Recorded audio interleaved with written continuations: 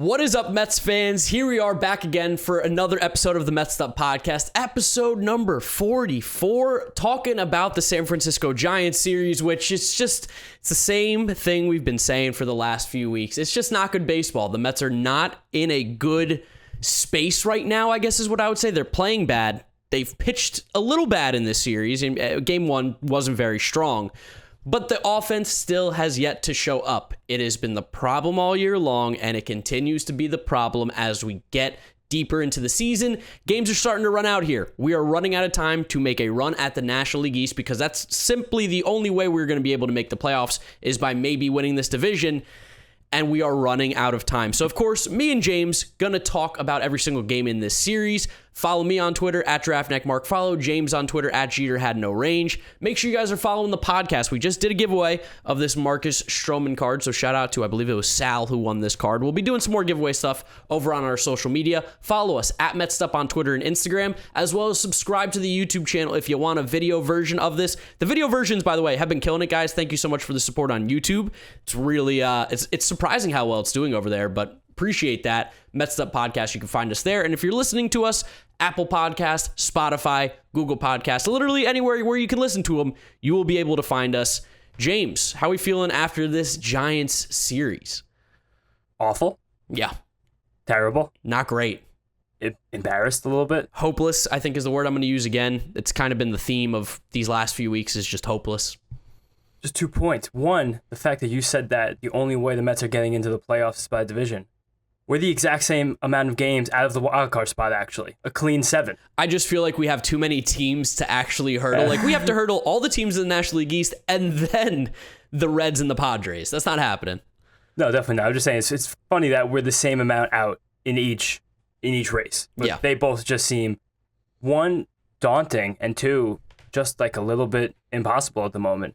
I almost feel bad that I gave a pessimistic view of this 13-game stretch, and I thought the Mets could go 4-9, and boy, was I incorrect, because 4 wins is simply unattainable against these two teams. Yeah, 4 wins would have been really nice. We would have taken 4 wins at this point. We'd be like, we win 4 games? Oh my God, that's incredible. But no, it's not the case. Nope, not the case. And it all got started off really just horrifically, awfully in game 1. This was, again, another moment, as I've been saying this year, where it felt like performance art, where social media was ablaze all day with the return of Francisco Lindor playing his first Major League Baseball game ever with his best friend Javi Baez, the double play tandem up the middle, flash, fury, charisma, enthusiasm, and whop, top of the first inning, Brandon Belt home run. I mean, we should have known that before. I don't think the news was out before the game, but Brandon Belt's grandmother died earlier that day. And it feels like anytime a family member dies in an athlete's family, they just play out of their mind. And Brandon Belt had like superhuman strength this game. He hit 2 home runs, and both of them were crushed. Mm-hmm. Yeah, he hit the one in the first. Yaz hit a 2-run in the second. Lamont Wade, who is now high up on the list of Mets killers, I will say. Unbelievable. Hit another 2-run in the fourth. Belt hit it again. And then Brandon Crawford, another RBI single in that 4th inning, chased Tyler McGill in far and away the worst start of his professional career. Yeah, 1,000%. 11 hits, 7 earned runs in 3 2/3 innings. I don't think anyone had that coming as much as he's been due. We've been saying it. He's due to get hit at some point. And he has been a little bit, but he's really settled in when he has gotten into that adversity. This time he just did not have it. He didn't even have command, it felt like. No, you can't grit your teeth and bear down when you're just throwing 60% fastballs down the middle, because he was really just throwing fastballs down the middle of this game. And like you said, over and over again, we've warned Mets fans that there was going to be some regression coming for Tyler McGill, just how we warned Mets fans back in April, May, and June there was going to be regression coming for Taijuan Walker. You're just really hard to consistently succeed in the major leagues when you're throwing 60% fastballs. Unless you're playing the Mets. Unless you're playing the Mets, then you could throw 100% fastballs like Jake McGee, and no one can actually hit you. But the real issue that plagued Tyler McGill this game, like you just said, was his command. He has been pretty good at locating and keeping hitters off balance by using the shadow of the zone so far this season. But Jesus Christ, that didn't happen. He threw 19 fastballs in the heart of the plate this game. 19. Yeah, and for, again, any team that's not the New York Mets, 19 down the middle is you're salivating. You're like, oh my God, thank you so much for putting it on a tee. especially the team that has the most home runs in baseball. And 3 of those 4 home runs that the Giants hit were on fastballs in the heart of the zone. And the only one that wasn't was on the slider in the heart of the zone. So Tylor Megill just like simply didn't have it. And it's just, he was never going to live like this forever. It wasn't going to happen. And we should be pretty grateful that we've gotten so much out of him, like at this elite level. And not saying this is like the end of Tylor Megill, like he's going to be awful now next time out. I expect him to rebound like very nicely against the Nationals and Marlins. But it just felt like it was coming, and it came in, it felt like it was coming, and the floodgates just opened. He unfortunately also made his second start in a row against the Giants, which, you know, fuck the MLB scheduling again. Unbelievable that we have to deal with this. And when you're going up against one of the smarter teams in baseball right now, who has gotten production out of guys like we just mentioned, Lamont Wade, Darren Ruff, we'll throw the names out there. They're getting production out of these guys. You're not going to be able to throw 60% fastballs to begin with and be successful, let alone no command down the middle of the plate. And the Giants just made him pay. He got smacked around. It sucks because there really was some energy around the Mets. Back home, Lindor, Javi, everything. And it just got sucked out of the stadium immediately. Especially just because, once again, even as Tylor Megill is giving up nukes left and right, the offense was listless. There was no life whatsoever. We couldn't even compete to score a run. We weren't even close to scoring a run against the ace that everyone knows as Sammy Long. Yeah, we shaking our boots. Everyone knows the grown man who goes by Sammy. It's a real fierce individual. Fucking Sammy. The most exciting thing about our offense this game was that Lindor almost hit 2 home runs. One of them went to the warning track. He just like got under it, but it was a good swing. And then the second one was a foul ball by about 10 feet, which also got me thinking the Mets have to have hit the most foul ball home runs in all of baseball this year. I mean, McNeil has like 5 or 6. Alonso has like 10. Lindor has a few. I've never seen a team hit foul ball home runs like the Mets. Just maybe, can we make the lines a little bit wider to get some extra runs over here? I don't know what we need to score runs. We need something. There's actually a prominent member of Analytics Twitter, Andrew Perpetua, who his solution to fixing baseball is to extend the foul lines and make the field wider so there could be more balls in play and more action on the base paths, which is kind of funny that you said that. But I tweeted this on Monday night because it really does feel like the Mets have the most good foul balls in baseball. And it's a shame there's no data on this because I would love to drop the listeners at home a stat about the Mets' average exit velocity in foul balls and the Mets' distance on foul balls because from simply the eye test alone, we annihilate the ball foul on a consistent basis. And a lot of that does come from the fact that Sammy Long has like actually a really nice curveball. The shit I gave him, the curveball's good. Like that thing drops like a rock. It's really slow, but that sometimes kind of plays, especially when your fastball's not fast, like Sammy Long's. And we were just out in front of everything. It's like, you guys can't adjust. Like, how many innings do you have to see of this before you're like, wait a second, it's coming in slowly? Well, again, I mean, this is the team that had trouble against Chase Anderson earlier in the year. Matt Moore, we should have known then that we were in trouble when we couldn't hit those guys. I mean, we joked about it, but we thought they were going to figure it out. That should have been our biggest warning sign. Like, oh, wait, there's something fundamentally wrong if we're not hitting these guys the second time we're seeing them. No, Sammy Long got around the lineup a third time. Yeah. We still couldn't get him. Some people were... there was a lot of bad takes. I know where you're going with this. Well, there's 2 takes I'm going with. The first one I'm going to go with, there was this instance in the second inning where Javi was on first after a walk, a rare Javi Baez walk. It was just, It's actually good at bat. Yeah, it wasn't good at bat. Javi seems to be doing the things that all these other Mets are doing, but for him it helps, and for everyone else it hurts. Just taking too many pitches. It's amazing. And Conforto was up in a 3-2 count, and people, namely Evan Roberts, which he's just Mongoloid Central. He's the king of the Mongoloids, basically. He was like harping on the fact that he wished the Mets would hit and run to play aggressive baseball. It's like, have you watched Michael Conforto play this season? Like, he's probably going to strike out. Why? We're down 1-0. It's not like a reason to panic. And Michael Conforto going well, yes, he's a perfect candidate for hit and run because he puts the ball in play a lot. He uses the opposite field. Fantastic. But I don't understand how you could hope to like get Michael Conforto going with a hit and run when the guy's lost the plate anyway. Now you want to tell him to protect the runner? He's going to swing at the pitch in the dirt and make himself look like an idiot. That feels and like, of course, such an old man take where it's like he's struggling, so force him to swing, make him have to swing the bat. It's like, I don't know if that's how we fix him. Make something happen. Of course, he did hit a ground ball to shortstop that did wind up being a double play. And the situation was completely reversed in the 4th inning when Buster Posey was up, and I don't remember who was on first for the Giants, and they put in a hit and run, and Lindor covered second, and there was a ground ball. No, maybe it was to second base because Buster Posey's a righty. But no matter what, there was a hit and run put on that would have been a double play, and the base runner ended up beating the throw to second base because he was in motion. So when something like that happens, you have to tip your cap to like the Evan Roberts and the Colin Cowherds of the world because they got you for one.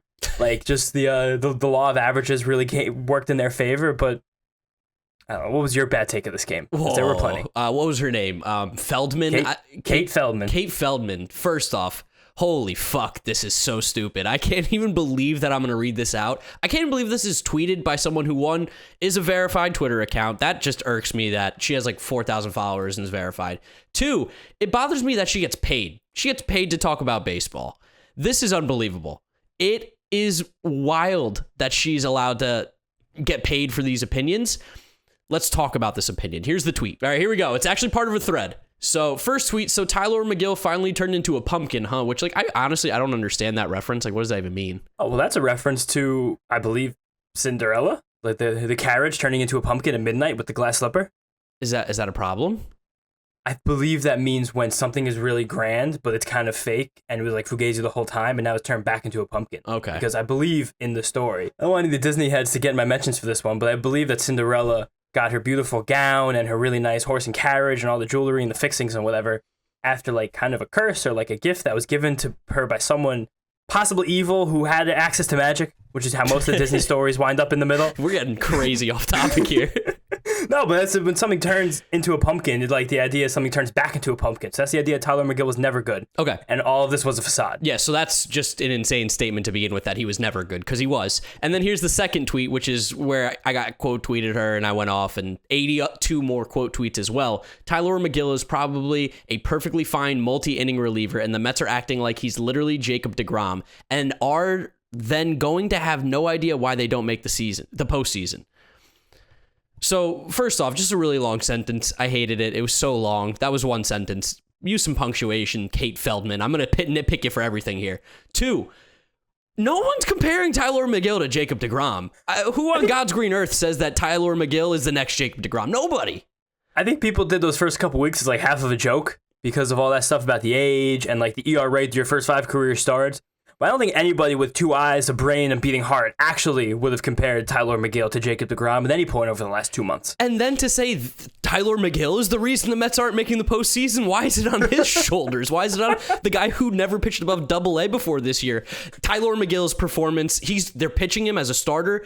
The Mets don't make the postseason because of that. No, the Mets aren't making the postseason because this team refuses to hit and change their hitting approach. Tyler McGill has kept our team in it, if anything. I don't understand where this take comes in, that like he's a perfectly fine multi-inning reliever. Like, he's shown he is going to be a very capable starter at the major league level. Never threw a pitch above single A this season. But if we had to rank Mets players on their roster in order of importance to the team's like moderate success this season, Tyler McGill's easily in the top 5. Easily. 100%. He has been so key for this team when we haven't had Carrasco and Syndergaard as quickly as we wanted. And when we lost deGrom, like, it's been a nice addition. Just also to defend Kate Feldman and play devil's advocate for a second, not defend Kate Feldman, but defend one of the bad takes within her tweet, like, that was chock full of bad takes. There is a chance that Tyler McGill is not a major league starter, akin to someone like Robert Gazelman, as we get down the road, just because he does throw 60% fastballs. He needs to develop more to actually stick as a starter. He probably needs both of his off-speed pitches to wind up coming around, just because neither of them are like plus. So you're not going to be able to be like a Huascar Ynoa who just throws fastballs and sliders and gets away with it because they're 96 miles an hour and then a devastating slider. Like, that is true, but I think that's kind of like the blind squirrel being right twice a day. She just kind of walked into something that possibly could be true. Yeah, inside the bad take. Yeah, I feel like McGill's probably just going to end up being like a back-end reliever. Or back-end starter, I should say. My bad. Not back-end reliever. The Freudian slip. Yeah, Freudian slip. But anyway, this entire series has brought out all the hot takes, and they come out even more in Game 2, so let's move on to that, because I don't think there's much else to talk about in Game 1. It was a shit show. I'm surprised we even got 10 minutes out of Game 1. Yeah, no, we shouldn't have. But that's what we do. We always talk about every game for 10 minutes somehow, whether we want to or not. Game 2, no Francisco Lindor. Sucks, but it makes sense. Coming off of the oblique injury, coming off no rehab starts, anything like that, I understand it. I don't kill the Mets for not starting him.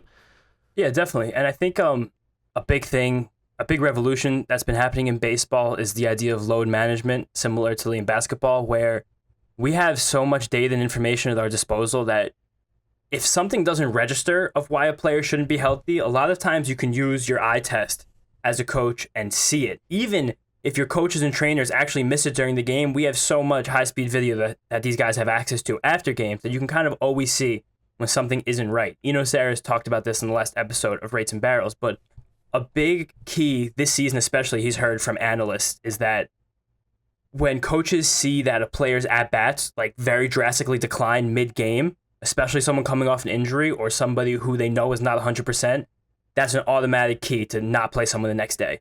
And you mentioned that Francisco Lindor's first 2 at-bats on Tuesday looked great, and they did. He had great rotation. He looked like he had tons of power. He was turning on the ball, and he was lifting it. His last 2 at-bats on Tuesday were pretty abysmal. They were back to April and May Francisco Lindor, where he was lunging at pitches outside and just rolling them over routinely to the second baseman. So I think that when this guy has skipped his rehab assignment and is definitely not 100% physically, came back about 1 to 2 weeks early from an injury that sometimes ends guys' seasons just based on the, I don't know what the word is. The like nature? How fickle, the nature and like the fickleness of an oblique, especially for a hitter. You really can't fault Mets management for taking him out. They got crushed. Everyone on Twitter flipped a shit on the Mets and Francisco Lindor, but that's just a no-win situation. Like, if he plays and he gets hurt that day, or he plays like shit, which did wind up happening, everyone looks bad. Yeah. And if he doesn't play, people say shit. The combination of disgruntled Mets fans, plus the fact that Lindor almost kind of called out the team a little bit before game 1, talking about how like there's no more time. We have to start playing well now. Like that's it. It's time. Time is now. We've wasted too much already. Basically, I don't know what the exact quote was, but that was along the lines of it. And then to see him sit, people were like, "What are we doing? Here's Rojas again." Which it's incredible to me that it hasn't registered in anybody's head that Rojas does not make the lineup. It is not his decision. People were also blaming Francisco Lindor for this, and I bet there was nobody on the earth who wanted to play more than Francisco Lindor yesterday. Yeah. Like, this guy's not built for New York. Why did he even come back? We don't even need him. Like, everyone just calm the fuck down. Every single person in Staten Island should lose their Twitter account. I can't hear this shit anymore. It's unbelievable. Yep. And the hot takes would keep on coming as this game gets going because, the Mets did this cool thing that they've been doing all year, which is they got some hits, actually. They had, 10 hits, I think, on the game? 10 hits. And they scored 2 runs. Yep. That's fun. One of them was unearned. Yeah. We got gifted the run. I mean... Literally. We got a lot of gifts in this game. We did. The Mets had base runners in 8 of 9 innings and hit into 5 double plays. We turned into the New York Yankees a little bit of old. The May New York Yankees, yes, before they became one of the better teams in baseball. Again, now with an 11-game winning streak, whatever it is. They did us a big favor by sweeping the Braves, and we just said, don't need it. Not don't interested. Don't care about it. Games back in the division? Nah. I was in the ballpark for this game, and this was by far the most ornery the Mets faithful has been all year. And to this point in the game, there was no more ornery moment than Javi Baez's, I'll call it a mental lapse, in the second inning. The brain fart, to put it nicely, where he got an infield single to start an inning. Michael Conforto, I believe, drew a walk. No, that wasn't Michael Conforto next. Someone might have gotten a hit after him. I think it was Dom. Maybe. Someone got on after Javi Baez. It was first and second, nobody out. Jonathan Villar at the plate. And he smoked a ball to center field. While the ball was smoked, it was very clearly hanging up in the air, and the Giants were positioned perfectly every single time they step on the field. We're, of course, going to catch it. And Javi Baez, like a bolt of lightning, takes off from second and rounds third. And you got the people in the crowd, what are you doing? Where is he going? What's going on? And not only was there not 1 out this inning, but there were 0 outs. I don't understand if Javi Baez thought that ball was dropping, which would have been woefully incorrect, or just had no idea how many outs there were, which would have been completely embarrassing. Yeah, it wasn't good. I will say on TV, it appeared like it looked like it was going to drop. It looked like a sinking line drive that just kind of hung up. Also, Mikey Shremsky did get a fantastic jump on it because he plays a great center field. So a little bit of that too. But yeah, there's really no excuse. You have to be halfway if you're going to be that aggressive. Even then on a line drive like that, like you shouldn't be busting it for third trying to score. But I think probably in Javi Baez's head, if he didn't forget how many outs there were, he's like, this might drop. I need to score because how the fuck else are we going to score? Because we're the Mets. Which is just the wrong way to think about it because there were no outs. Yeah. You could just be on third base with no outs, which again, the bases loaded, no outs is probably the worst case scenario for the Mets offense. But gotta walk. Like, Jesus, yeah, maybe we almost did that to win this game. But like, fuck, he just murdered a rally. Like we could have just had first and second 1 out, and you're still like in the game. And at that point, we were tied at 0. It was the second inning. Like I don't know where this wicked aggression was this early in the game. I thought that he was going to get yanked. If I'm being perfectly honest. I didn't see a yanking coming, especially because like who are they going to put in there? Lindor. Yeah, but I think he was sitting for a reason. That was early in the game too. No way you yank Javi in what was the second, third inning to put Lindor in all of a sudden. It was the second inning. Yeah. But again, that was the first of 5 double plays. This wasn't the end of it. Javi actually the next time.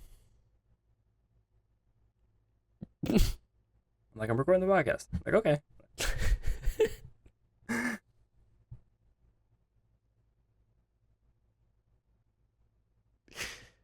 Yeah, they good?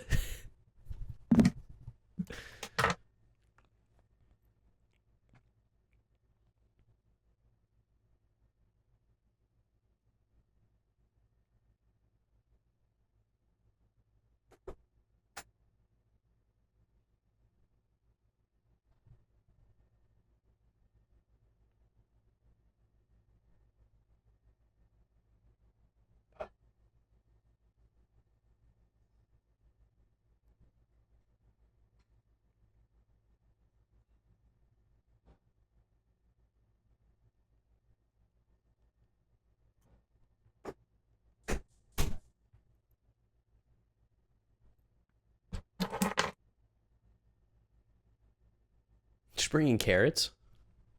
Yeah, there was a visitor. Oh, okay. Finish doing it.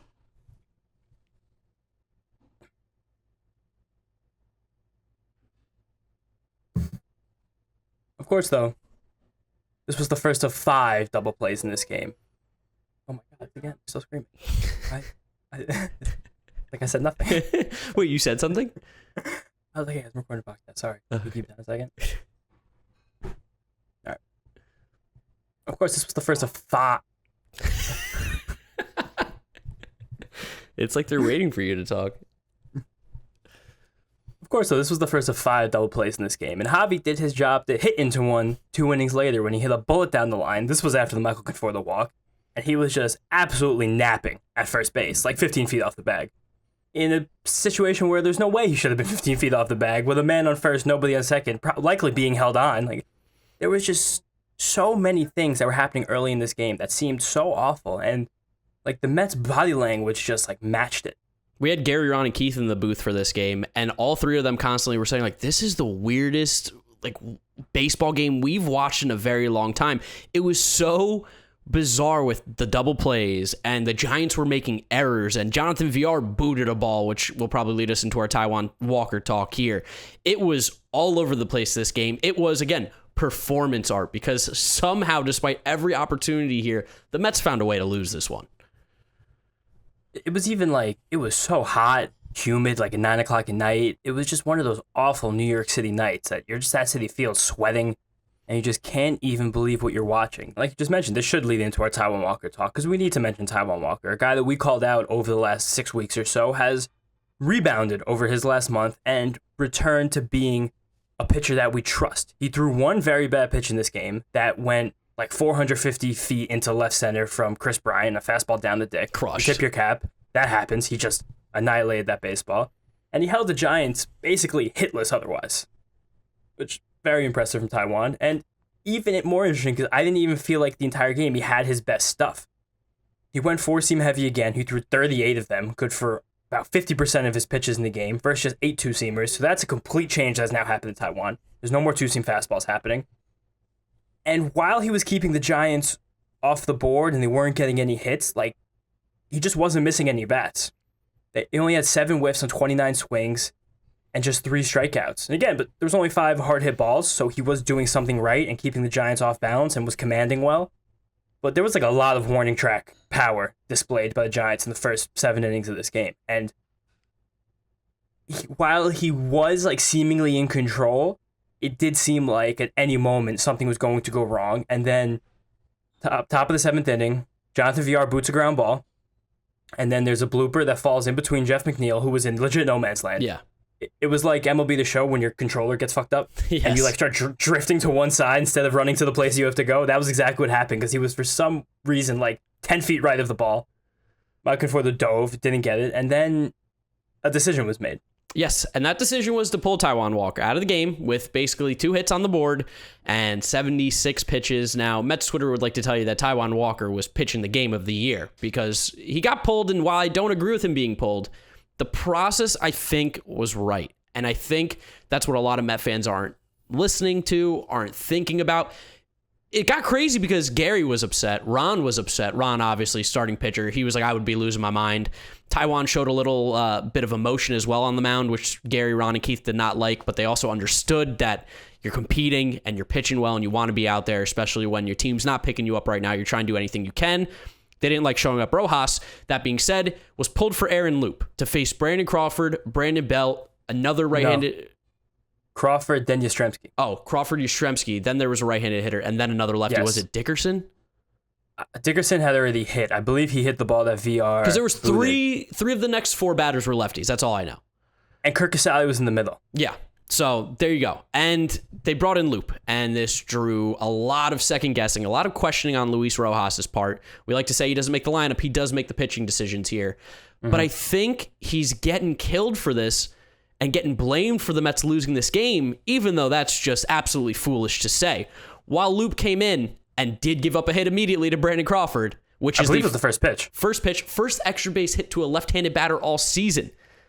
He has worse lefty splits, Brandon Crawford, especially against facing a lefty the first time. Taijuan Walker, when he sees a left-handed batter the third time, has a pretty high OPS. So on paper, this move made sense. Watching the game, maybe you felt a little bit differently. I know you texted me and you're like, I don't like this, and I didn't like it either. Mm-hmm. But I feel like I can understand why this move was made. And again, this isn't why we lost the game. 100%. And this just goes back to the fact that every single Mets fan's hindsight is 2020. Because there's a universe where Taijuan Walker argues with Luis Rojas and he says, fuck it, and he leaves him in the game.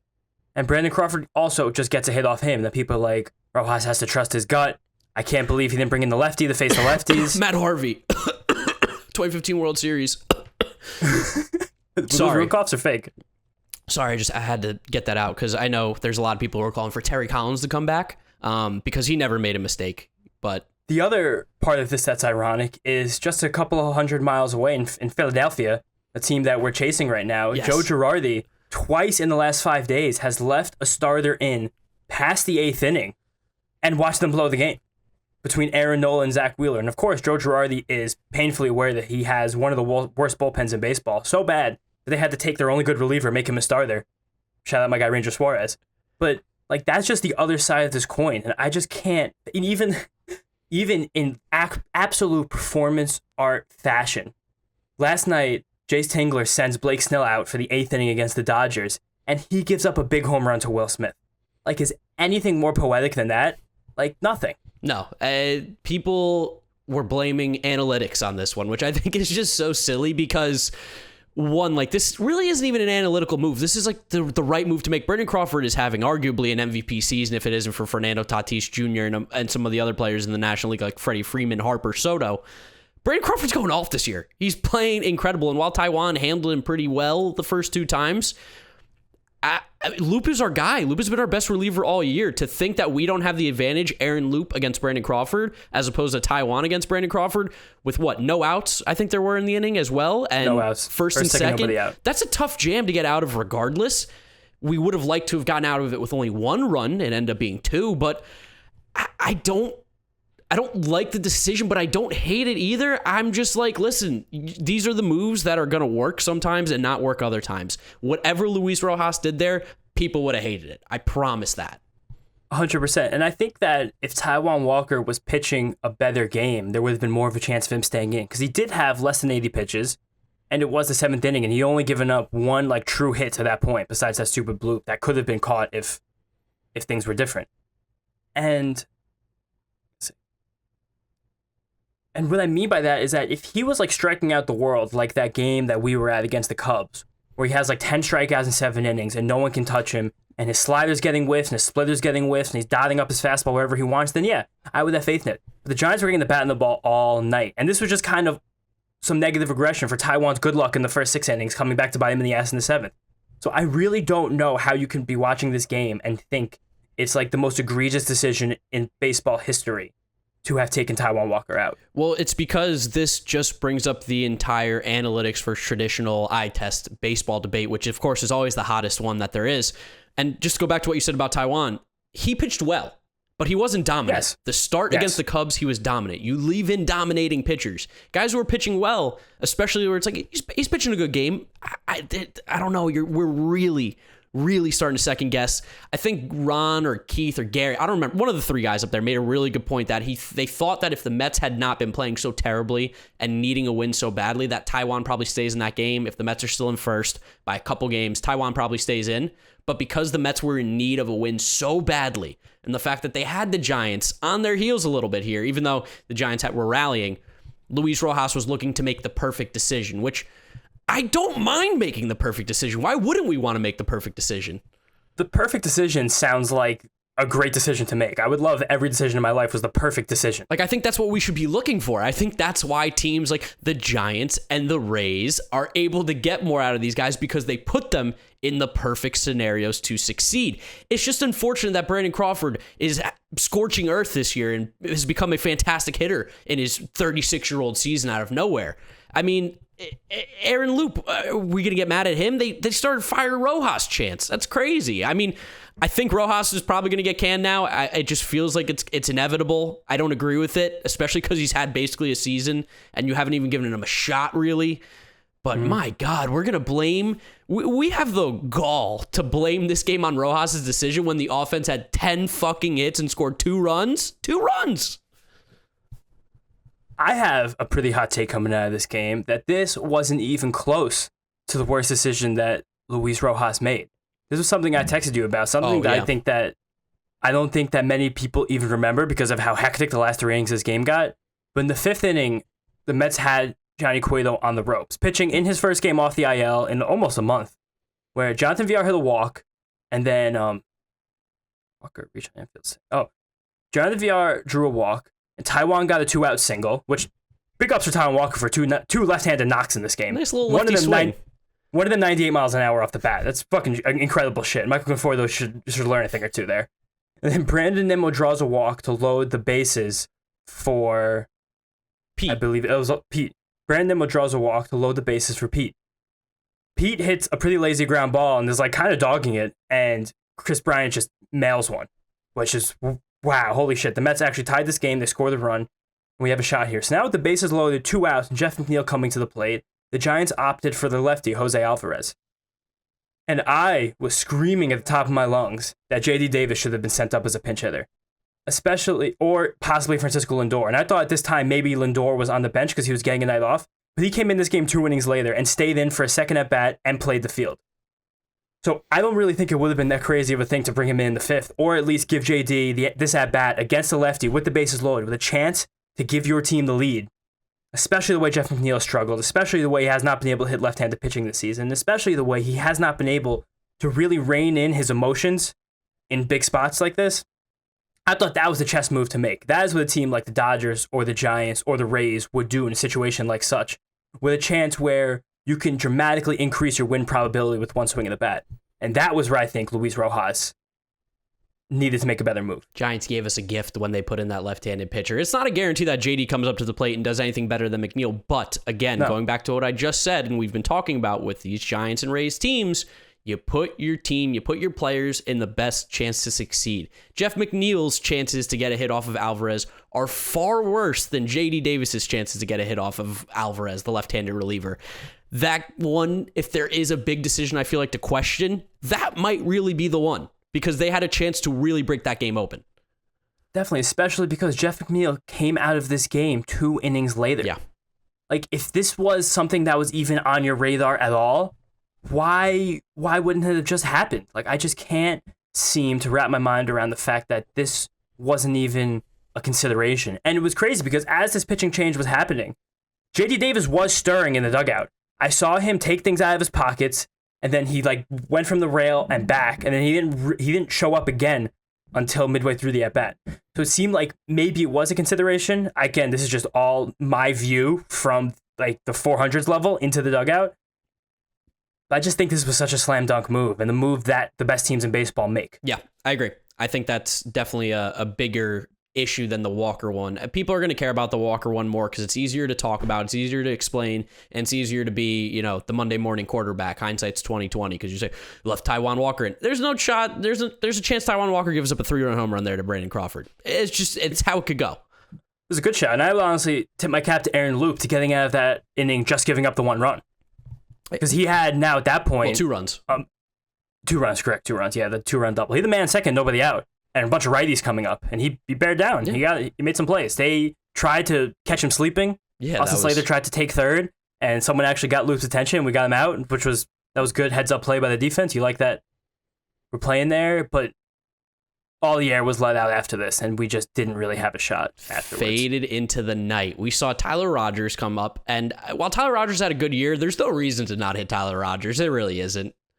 It's not hitting Tyler Rogers. It's appearing that you're completely unaware that Tyler Rogers exists. The Mets faced Tyler Rogers a week ago. You should have video of Tyler Rogers all over your scouting reports because you're going to face him in another 3-game series, and you just saw him. He throws the slowest pitches in baseball. He is a submariner. Like, how are we not studying up on Tyler Rogers? The Mets' 3 batters that inning just seemed woefully unprepared. They were swinging out of their shoes at 72-mile-an-hour curveballs and 83-mile-an-hour fastballs. This was the only inning of the Mets game that they did not have a base runner. They it's like when we faced Cesar Valdez or the Orioles, except this guy just throws submarine. Yeah, but we won the game against Cesar Valdez. Yeah, we did not win the game against the Giants here. Like you said, we did not get a base runner this inning against him. That really stunk. And then the 9th was exciting. Yes. Also, God damn it, Mets, fuck you. Stop getting me into these games when you're just going to let me down. There's been too much of that this year, and it happened again in the 9th. We were given gifts from the baseball gods. They said, here, we've tried to give you everything. We'll give you 2 more. Here's 2 errors for you. Brandon Belt dropping the pop-up, which was wild. I've never seen Brandon Belt do that. I don't think that's anywhere near as wild to the dropped can of corn. Well, that's even crazier, yeah. That was one of the craziest plays I've ever seen live in the baseball game. Which is interesting because this also almost happened in game 1 between, I think, Dickerson and Yastrzemski. Now, Yastrzemski wasn't in center. I think they had Slater in this time because of the pitching matchup. But they collided in the outfield, basically went after the same ball. Clank drops. Mets are still alive. We got another chance, even though the game should have been dead and over with. And Francisco Lindor coming up, shit felt kind of like, I don't know, it felt kind of like poetic for a moment there. It's like the 3rd time I've used that word in this episode, but something felt like it was in the air, and he just popped up on the first pitch. Popped it right up.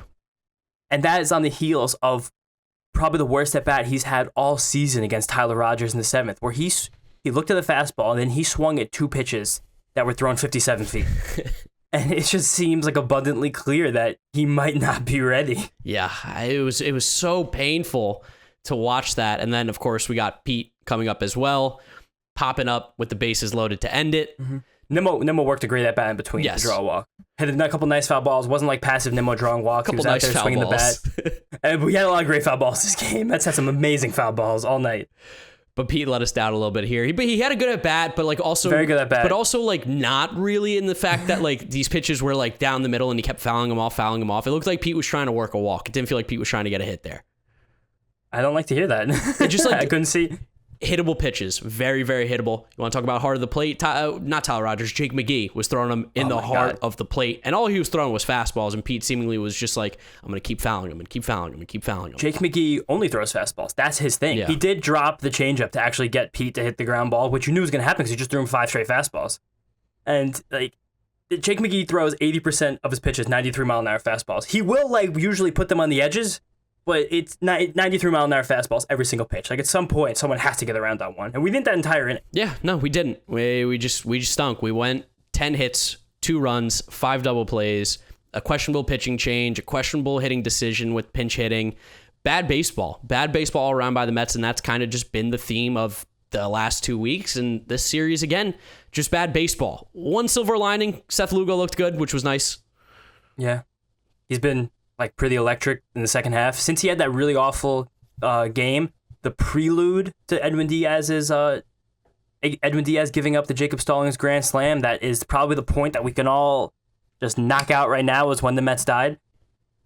Seth Lugo ended up being charged with 5 earned runs on that Saturday afternoon, but he has his 0.59 ERA in 14 appearances since then, so he's just once again one of the best relievers in baseball. which is a really good consolation prize to not being in the playoff race. No, because we are not in the playoff race. I mean, I'm so not excited listening to all the takes that we've been hearing about Rojas and anti-analytics and stuff. When you literally are losing a series to a team that has fully embraced analytics. Like, how can you be so fucking thick in the head to say analytics is what lost this game, and then see the team that we're playing and say that is even crazier?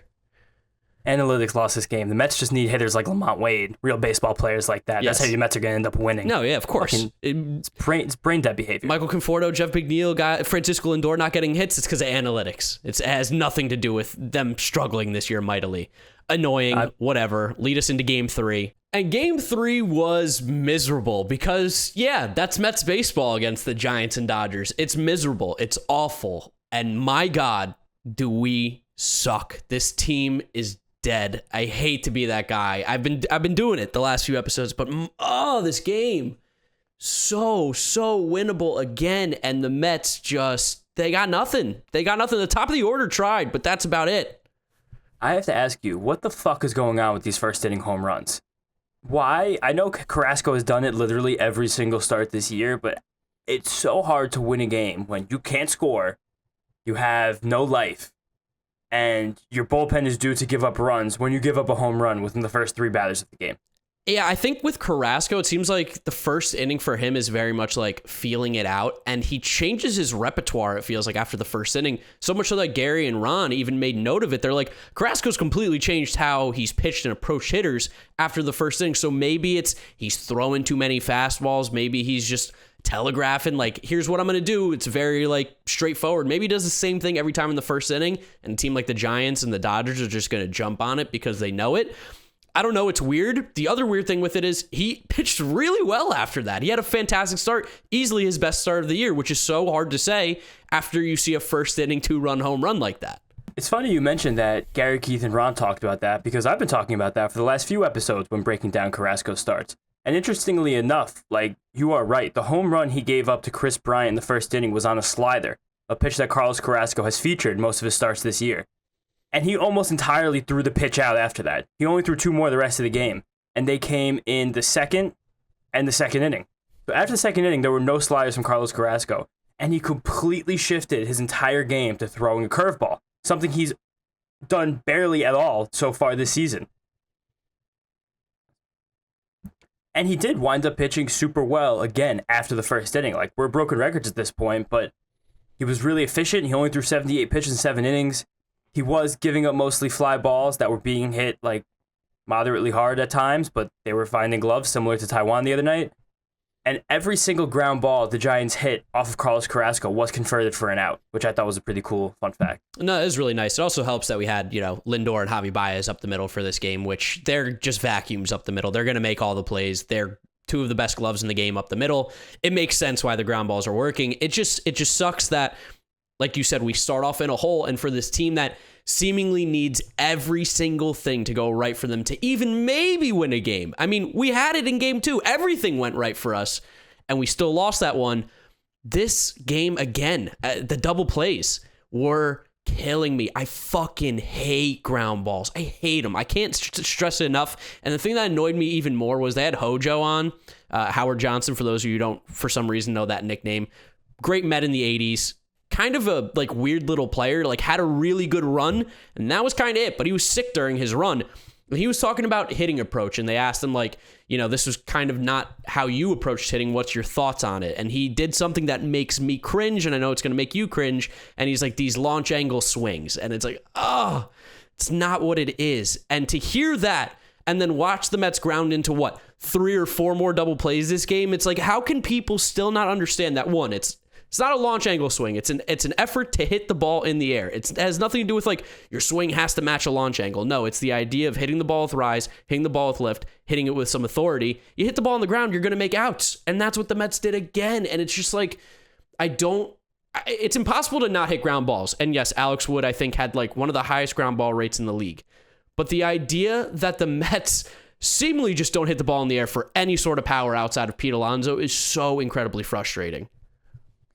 I can't even sympathize with any Met fan who thought we were going to hit Alex Wood. Alex Wood is the archetype to just destroy the Mets.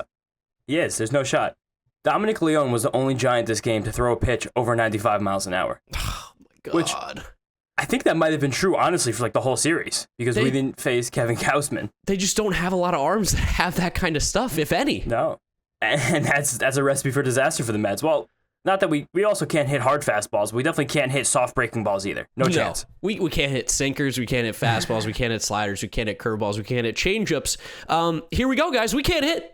Outside of Pete Alonso and Brandon Nimmo, this team can hit. And let me go on my Brandon Nimmo rant right now because it's fresh on my mind. Fucking, I hate instant replay at times. It's so stupid. It's so dumb. The Giants made the right call. Of course you, like people, I put out a tweet and people were like, oh, you're mad that the Giants did the instant replay. No, I'm mad that Brandon Nimmo is off of second base for literally 1,000th of a second. 1,000th of a second. He's safe. He touches the bag before he gets tagged. He slides over it. And for, this much, he's off the bag. If you're watching the video version, it is, you could fit a piece of paper between there. And for some reason, he's called out. We've seen instant replay miss easy calls. One with Brandon Nimmo against the Yankees this year, where he was clearly on first base before Luke Voit caught the ball and they called him out. So I don't understand why instant replay is so inconsistent. The Giants made the right call. He was technically off the base. He was technically out. One, that's not what instant replay is for. It's not for the plays that are like you're trying to steal one there. It's supposed to be for the erroneous calls.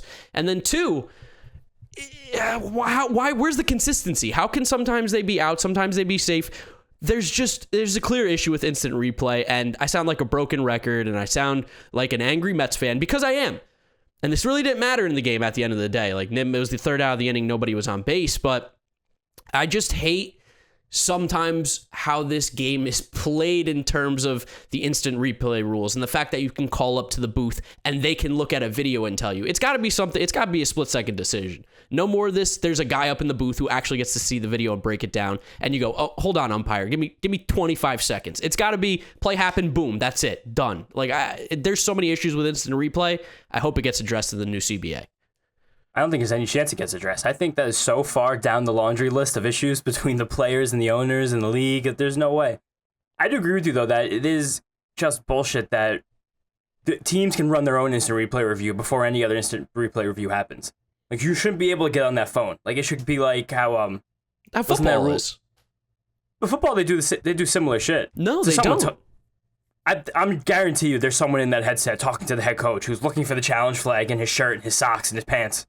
I guess maybe. I don't know. It's just it feels like it's so like wrong to be able to look at the video and go, now we got him. It should be something that you have to make on the field, because then it kind of takes more value with these challenge calls. It makes it a lot more strategic instead of being like, oh, I know it's a guaranteed, I'm going to do it. Yeah, but isn't that a little bit to some degree the point? Like, it's just to get every call right. It's just what we've gotten by right is some really awful calls, guys popping off bases. Also think about like the Alec Boehm thing on that Sunday Night Baseball game with the Phillies and Braves, where he was clearly out at the plate and they called him safe. Like, it's annoying when they miss the really obvious ones, and then for some reason they decide to get really specific on this one, and they find the one frame in the entire thing where he is off the base and he's tagged and he's out. On top of everything that was happening in this game with the double plays and the first inning home run and the Mets' just anemic offense, this put me over the top, and I turned off the game. I had enough. I was not watching it anymore. I watched the Bob Ross documentary on Netflix. Way better time. Oh, so you missed the fact that Seth Lugo blew the game. Well, I missed it, but I was on Twitter every 5 minutes, so I didn't miss it at all, actually. In fact, I saw the meltdown happening live just through Twitter. It's a real shame because Seth Lugo has been throwing so well. This is the first earned run he'd given up since that horrific Jacob Stallings night in July when the Mets season died. We just didn't know it yet. Yeah, no, you can definitely circle that as, hey, remember when the Mets lost to the Pirates? That's when we officially knew, oh shit, we're in trouble. Not a good team. And we also did that really cool thing again where we got a hit every single inning, except the inning against Tyler Rogers. Well, Tyler Rogers, we've never seen this guy pitch before, right? This had to be the first time we saw him all season. Tyler Rogers has been reincarnated. He pitched in an era with no video or photography, so we just don't know about Tyler Rogers. Now Tyler Rogers is out there throwing submarine. Guys like, oh my God, is that a witch? Yeah, it's so, I'm glad I didn't have to watch it because, again, I'm at a boiling point where I'm like, I'm done. The guys who are here, I want here, and get rid of everybody else. I'm done. Bring in new players. I'm scorched earth. Tear it down. Well, not tear it down. I don't think the Mets should tear it down, but tear down the guys who shouldn't be here. That's what I'm saying. Let's get good players. I'm so sick and tired of seeing Kevin Pillar play every fucking day. Yeah, so let's talk about some of the future Mets here. Let's do a prospect report. We are going to have the Francisco Alvarez interview coming out a little bit later because James is going to be on the road, and this episode is going to drop a little bit later than we normally wanted. So we're going to have Francisco Alvarez maybe drop this weekend? Is that what we said? Monday morning, you'll have Francisco Alvarez. As long as... Is that okay? Yeah. Can they have Francisco Alvarez Monday morning? They can have Francisco Alvarez. I think you guys deserve it. You've been giving us good ratings, reviews, and listens. And let's talk about the guy if we're not going to give you the interview right now. Because while his average and his discipline has dropped a little bit in Brooklyn, he's so strong. He just hits the ball so hard. Now, the guy is a legitimate menace. And there was always a chance that Francisco Alvarez was going to regress going from low A to high A just because while that is a big jump in terms of skill level, that's also a very large adjustment because you're losing the automatic strike zone. Which is huge from what we've heard from these guys' interviews. 100%, especially Francisco being a catcher. He's much more aware of it. And that's just a weird thing to lose, having something that's like perfect, clean, automatic, and consistent to just not anymore. It's kind of like you had to relearn your sport for a few months, and now you're doing it the old way again. That's hard, but holy shit, has this guy's power gone to a completely new level since he got promoted to Brooklyn. He has 16 home runs since he was called up. That's a lot. That's a lot of home runs for a Massive minor leaguer. amount. He had a stretch a couple weeks ago where he hit 5 in 8 games, and he is just really hitting that power stride. And we do know the plate discipline is there. So once he does fully adjust, it's going to happen, and he's going to have those 15% K rates again with the 10% walk rates, because he is still walking 11% of the time without the automatic strike zone against players multiple years older than him in a foreign land. I'll even throw that in there. And just the fact that he has still struggled with that part of his game, I think he is going to ride out the rest of the season in Brooklyn. And you probably won't see him till Binghamton until next season. But the fact that he's going to start next season in Binghamton means that he actually has an outside shot to play for the Mets in 2022. Definitely, especially if McCann and Nito continue to be just not very good. There's a very easy path to the majors for Francisco Alvarez. I also think it's worth noting that it's impossible to hit in Brooklyn, so that probably has to do a little bit with the numbers. And we talk about Citi Field's batter eye being bad. Brooklyn's batter eye is atrocious. There's roller coasters and lights. Their batter's eye, they put up like a chain link fence with black sheet over it. You can see right through like mesh. it. Yeah, you can see right through it. Right through it. So you see what's the roller coaster? The Cyclone. You see that and all this, the lightning bolt or the jolt thunderbolt, whatever it's called. All the lights. The Ferris wheel. Yeah, there's a lot going on over there. So I'm not going to go crazy about the K rate. There's a lot going on without even including the ridiculous winds coming off the Atlantic Ocean, which is 100 yards away from the left field fence. Yeah. It's just, there's a lot happening there, and I cannot really fault Francisco Alvarez. From all we've seen from his plate discipline through his minor league career thus far, I think there's something that's going to continue. Yep. And then let's talk about his teammate, Ronny Mauricio. Of course, we dropped the interview with him on the YouTube channel, but you guys heard that on the podcast a couple weeks ago now, or last week, I guess. Ronny is also having some interesting stuff going on. The power is definitely legit. It seems like he has finally developed that power that we've all been waiting for, the thing that's kind of been missing from his game when he was younger. I mean, as he said, he just got that New York City food. He put the weight on. It's all he really needed. But something kind of funny about Mauricio is he has the exact same batting average as Francisco Alvarez, a clean 237. Ooh, that's hot. which is pretty. Ooh, that's hot. And he has one more home run. So these two guys are just like Spider-Man memeing right now. And Ronnie's coming off his best game at Brooklyn this past Tuesday, where he went 3 for 3 with a home run, a triple, stolen base, 3 runs scored, 4 RBIs, and most importantly, a base on balls. Ooh. That vaunted walk that Ronny Mauricio has had a lot of trouble finding over the course of his career. And just since he has all these physical tools and he already has this immense power, the ripe age of 21, plate discipline is going to be the determining factor in whether he becomes a major league caliber player, a major league superstar, or just winds up being stuck in the minor leagues, or just winds up being stuck in the minor leagues. Going into today, he has walked in 3 straight contests, 5 out of 6 games, and 7 out of 9 games. Woo! Those 7 walks that he's gotten in the last 9 games account for 1/3 of his walks all season. Oh man, we're talking Ahmed Rosario numbers over here. 100%. And this also coincides a little bit with our, meeting him. So I don't want to give too much credit to the Mets'd podcast for getting Ronny Mauricio to start walking for the first time as a pro, but it's a pretty big development. I think we might have something to do with it. Yeah, and also another guy that we talked to, Jalen Palmer, he got his first home run. That happened after we talked to him too, so we will somehow, a roundabout way, we'll take a little credit for these guys playing well. A touch, just a little bit. I think that the guys in Brooklyn we remember in the Mets'd podcast. Of course, for sure. Now let's talk about some of the guys in Binghamton. Mark Vientos, my God, he is just completely, I don't want to say he's changed the outlook of himself because he was a top prospect in the Mets organization, but no, I think he changed the outlook. I was going to say he's raised his, I think, like ceiling for sure. I think he's also raised his floor tremendously. Just based on the fact that he's now jumped a level after the year off, and his strikeout rate is basically in the same spot, and he's basically doubled his walks as well, almost between like about 5% and 4.8% and 9%. That is huge. That's massive. He has become so good. He has the highest WRC plus in the Eastern League, higher than Adley Rutschman and Riley Green. Two of the top 5 prospects in baseball. Consensus top 15, any board you look, and top 5 in a lot of places. Adley number 1 in some places too. It's such a revelation that Mark Vientos has realized his potential as a first-round pick finally after these years. And while there's still a long way to go in his development, because he's going to start next year in AAA, like no doubt about it, and he doesn't really have a defensive home, it's pretty comforting to know that at worst, this guy is going to be able to hit enough to make an impact on the Major League roster, especially because with Brett Beatty's promotion, Vientos has now played 12 games in left field at Binghamton. And while we don't have that many defensive stats or metrics to look at for minor league outfield defense, he's made no errors. And that is good enough for me. That means that he can't be worse than Dom Smith. So that's all I need to hear. We've been playing Dom Smith out in left field for over a year now. So he can't be worse than that. That's what it sounds like to me. Maybe we should have made Dom Smith a left fielder when he was 21. We could have had a shot here. I know, right? And then I think he was too chubby back then. He had a little bit of weight on him. And then there's some other guys in Binghamton that are actually hitting really well. Jake Mangum, who I talked about him at the beginning of the year. Big Jake Mangum guy over here. He's playing really well. Carlos Cortez, former Gamecock. I mean, the SEC is represented in this Mets farm system. I love to see it. Both of those guys, top 25 in WRC plus in the Eastern League as well.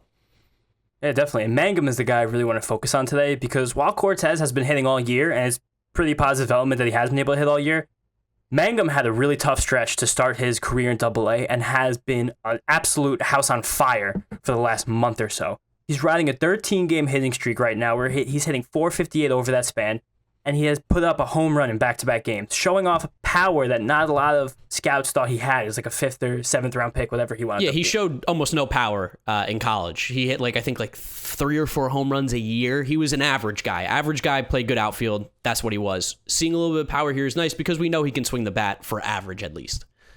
Definitely, and he has been playing reportedly a good outfield. He's made multiple diving catches over the last couple of days, 3 in one game on Wednesday night, which is pretty funny. If anyone follows Jacob Resnick on Twitter, he's always posting great videos of the Mets minor leaguers.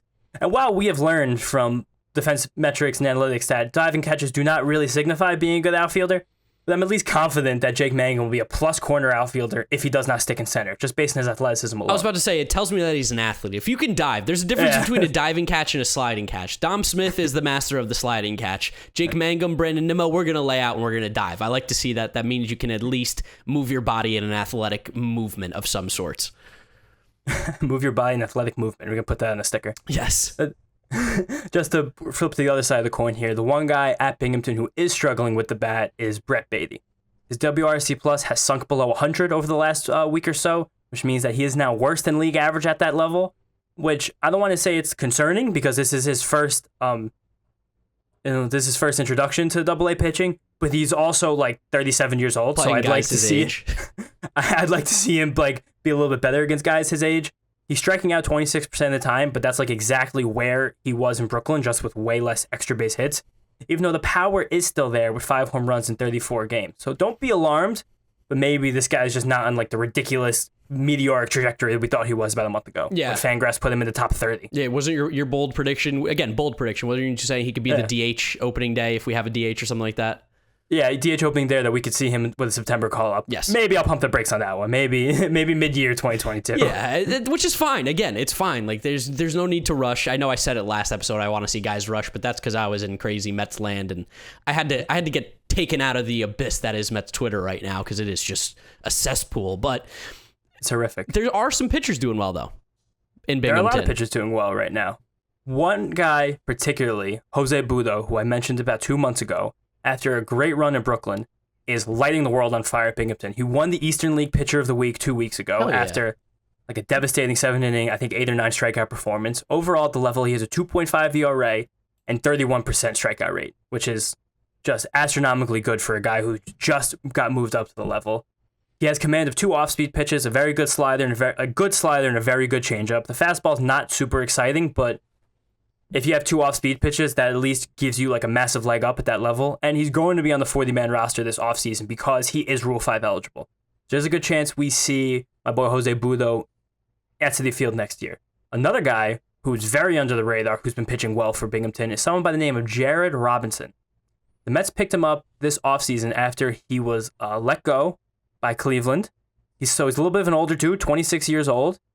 And he has a 34% strikeout rate at Binghamton, a 3.8 ERA, which the ERA is pedestrian, but in the minor leagues, you really want to look more towards swing and miss stuff, strikeouts, missing bats, because there's a lot that goes into ERA. Minor league fielders are much worse than fielders at the major league level. So that kind of thing can not really mean everything sometimes. But he has a very legit slider. He sits mid-90s with the fastball.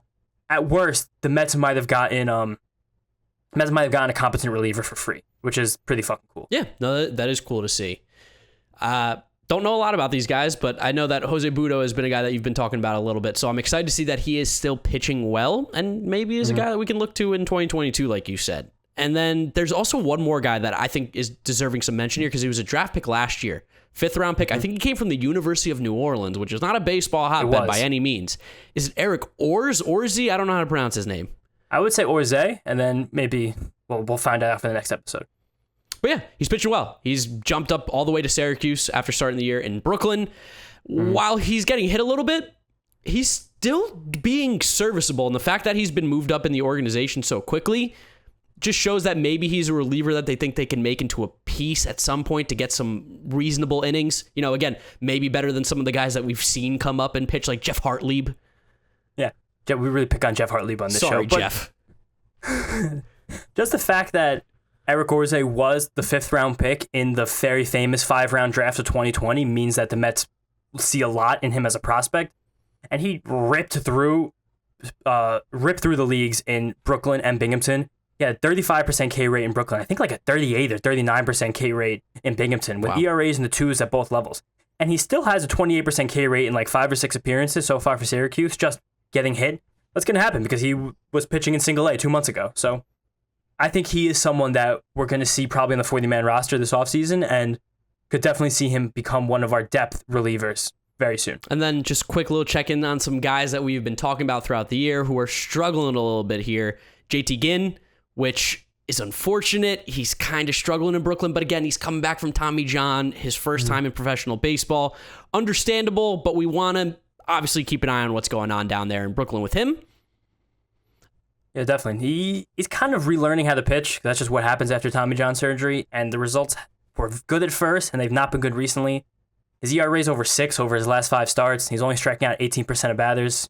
That's kind of a bummer, especially in a league where offense doesn't really reign supreme.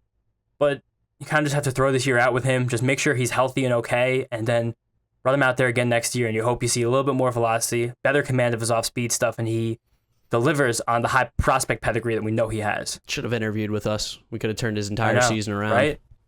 It's ironic that he was the one guy who did not. Not his fault. He just didn't have time, but really could have made a difference there. Could have made a difference. Hey, T, gotta hold a slider like this, man. This is going to do it for you. Yeah, hear from the guys who played high school baseball. Let them tell you what's going on. And then the last guy, Alex Ramirez, who's your boy. He's still 18 years old, so whatever, but he's struggling in St. Lucie for sure. Yeah, definitely. He's about 10% worse than league average right now, striking out over 30% of the time, which I don't love to see, but he's 18 years old. He is older than basically all of the Mets playing in the Florida Complex League. The Mets have just a lot of unimpressive, like 20 and 21 years old playing down there because Alex Ramirez is the only international signing besides Francisco Alvarez. They've given over $1 million in the last 4 off seasons. So like just to pull some positives out of this, he still has an 8% walk rate as an 18-year-old playing with guys in their 20s, which is super duper impressive. And he has 5 home runs as a guy who's rail thin and again, 18 years old. And he's stealing bases like a madman just because all the crazy rules down there that we've spoken about before with the pickoffs. And I believe that's actually the only rule down there with the pickoffs. So this is still actually a positive season, I would say, even though he's playing like shit. Just a year of professional baseball for an 18-year-old at that level probably is a positive thing. You've seen the Yankees put Jason Dominguez on their A-team level, and he's struggling a little bit too in his few games that he's played. So it's understandable. When you're young like that, it's a hard adjustment, especially when you didn't have a pro season last year too. So it's going to happen. I don't think it's anything to take concern of, but that's going to wrap up our Mets farm report here on episode number 44 of the Mets'd podcast. Let's go ahead and do our preview. Silver lining, we got the Washington Nationals coming up, and boy, does that team stink more than the Mets. But I guess anything can happen with the way that this team's playing. If you put up 2 or 3 runs, you are going to lose to the Nationals. I don't care how bad they are. Every single team in Major League Baseball can score 2 or 3 runs on a given night. The Orioles have been scoring 13 runs the last few games against the Angels. So, I mean, we got a shot. Who are they pitching? It doesn't really matter. I don't know. You want to know the names? I'll tell you the names. Yeah, let's find out who these jokes are that are going to be throwing against us. Friday night, Paolo Espino, who we know we can't. No, we can't hit him. No chance. Saturday evening is Sean Nolan, who I just saw the name Nolan. I had to click him because I didn't know the first name. Nolin, I believe, too, right? Yes, yeah. Do you have a language of origin too? Maybe German. I think it could be Polish. I'm not sure. That's a fair guess. And then on Sunday we have the vaunted ace Eric Fetty, ready to snatch our hearts. Fetty Wap, that dude. Fetty Wap. If he's not going to throw well, he's going to at least drop a banger. God, if we can't hit these guys, I'm going to say something crazy here. If you go hitless in this series, hitless, a player. If you're a player who goes hitless in this series, we should take a deep look into whether or not you should be on this team the next year. Or whether or not you should be a professional baseball player at all. Yeah, like, okay, outside of Lindor, Alonso, Nimmo, and McNeil, if you don't get a hit during this series, you are not on the team next year. I do not care. You're done. Banish. Cut them right now. Cut them where they stand. If you can't get hits off of Espino, Sean Nolan, who I think might throw 88 if I had to guess, left-handed. Is that how it works? Let's see. I bet he's a lefty. He sounds like a lefty. He is a lefty. Yeah. New Yorker. He's got to throw 88. There's no way he throws harder than 88 miles an hour. And Eric Fetty, we can't get hit off those guys. And then the Nationals bullpen, which is also just made up players. You shouldn't be on a major league roster. Sean Nolan's whip is 2.4 in the season. That's so bad. Holy shit. He gives you 2.5 batters on base an inning. The Mets will find a way to not score. I guarantee it. I guarantee we score 1 off of him. We've let everybody know the Mets get on base at will. The Yeah. Mets on base percentage isn't even awful. Again, it's not good. Like we know from actually no. It's definitely not good. When SNY dropped that stat on Thursday afternoon, they auspiciously omitted on base percentage because the Mets is probably actually even, and every single stat they dropped on there was 30th, 29th, 24th, 26th, 28th, 26th, 23rd. Yeah, let's go through it. Let's go through it real quick because they dropped almost every single offensive stat. And it was funny because they even dropped at-bats. The Mets have just had the least amount of at-bats in baseball. I don't know how that happens. But 30th. So they've gone around the fewest amount of times. They also probably still have like 3 or 4 less games than everybody else, which is such a hilarious thing to still think about. 30th in at-bats, 29th in hits, 29th in runs, 26th in home runs, 29th in RBIs, 29th in doubles. We're going to keep going. 29th in total bases, 26th in average, 27th in slugging, 26th in OPS, 25th in average exit velo, 21st in hard hit rate. You know what that tells me? Mets can't hit. What? Oh. Can I give you a rosier picture? Yeah, give me a rosy picture. Mets are 20th in on-base percentage. Whoa, only the bottom third of the league, but we're the best of the worst. We're right there. We're right there. Ahead of the Marlins, ahead of the Royals, ahead of the Mariners, ahead of the Cubs, the Tigers, the Cardinals, the Rangers. These are juggernauts. Those are some really tough teams to beat, let me tell you. You know, behind the Diamondbacks. Of course. Wow, that's bad. God, can Mets'd listeners, can you even name the 4 guys on the Diamondbacks team right now? I don't think you can. That hit. I think the top 4 of their order I could probably name. All right, go for it. I just want to try this out. Let's see. Josh Rojas, Ketel Marte, Dalton Varsho, to trade Eduardo Escobar. Yeah. Fuck. Pavin Smith. Maybe. Is Dalton Varsho even playing? Dalton Varsho's been scorching hot for the last 2 weeks. Okay, good. I have some autographed cards of him. We're going to sell those. You probably sell them in the next couple of weeks. Yeah, but whatever. We're not talking about the Diamondbacks. We're talking about the Mets. If we can't beat the Nationals, let me tell you, if you didn't think the season was over, it is 1,000% over if the Mets can't beat the Nationals because the Braves got the Giants. This is another chance, another golden opportunity that baseball's like, okay, here we go. You got a chance to maybe get back into it. 3 against the Nationals. The Braves got the Giants.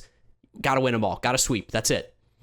The Braves right now go Giants, Dodgers, and another series or two before they go Giants again. The Braves have yet to play the San Francisco Giants this year. Of course, I'm sure the Giants will go cold now. Yeah, of course. Because they were only scoring like a couple runs a game these last 2 wins against the Mets. So they basically have gone cold, yeah. Yeah, the Braves will win 7-4, and we'll be like, damn it. But Mets fans, if you want, I don't know, like any type of tiny little bit sliver of possible hope, which is really unlikely, we have 12 games against Nationals and Marlins, so you just have to win all of them. Maybe 10. I think at the worst, you have to win 10. You have to win 10 of the next 12. Wait, I think we have 13. 1, 2, 3, 4, 5, 6, 7, 8, 9, 10, 11, 12, 13. Oh, we have 14. 14 games against them. Okay, so you got to win 12 Nationals of 14. And Marlins. 12 of 14. 11 of 14 worst case scenario. But it has to be double digits wins here. To even maybe have a chance, which is crazy to say. Possibly. And we don't even face Josiah Gray or Patrick Corbin the two pitchers who are by far the best in the national staff. So just find a fucking way. Score some damn runs. Yeah, if we don't, it's going to be bad. It's going to be fun to listen to this podcast, which takes us to the end of it. End of episode number 44 of the Mets'd podcast. We do want to give a quick shout out, though, to a couple of listeners, viewers who found our stickers in Citi Field, allegedly. Possibly, they might be around that stadium there. You got names for me, James? We got our boy Tyler Blue Boy 1414. He found it allegedly sitting on top of the hand sanitizer. That's a sticker that allegedly has not been in the stadium for multiple months in a very, very open location. So shout out to our guy Tyler, pretty cool. And we got our boy Chris, Brooklyn Boy 1221. I don't even know where this is. It's on an orange backdrop. Oh, if I had to think, if I knew where this was, I would guess that it's in the stairwell. It is it's allegedly in the stairwell. You just allegedly jogged my memory. So yeah, shout out to the boy Chris. Thank you guys for finding the stickers. Pretty cool. Appreciate it. And that's the end of the episode number 44 of the Mets'd podcast. Thank you guys for listening. Thank you guys for watching. Make sure you're following us on Twitter, Instagram at Mets'd. Make sure you're listening or watching us on YouTube, Mets'd podcast. You can listen to us on Apple Podcasts, Spotify, Google Podcasts, anywhere you got them, you can listen to us. Oh yeah, and also keep an eye out for TikTok. We're going to be doing some TikTok stuff over there. I'm sure if you search up Mets'd, you'll be able to find us. So check us out on TikTok as well if you want some little short form video content. We're doing it all. We're trying it all, trying to make this podcast grow, which it has done so great this season. Thank you guys for the amazing support. We will talk to you after the end of this Washington Nationals series. Thank you guys for watching. Thank you for listening, and we'll see you next time. Peace out. Peace out. See you guys next time.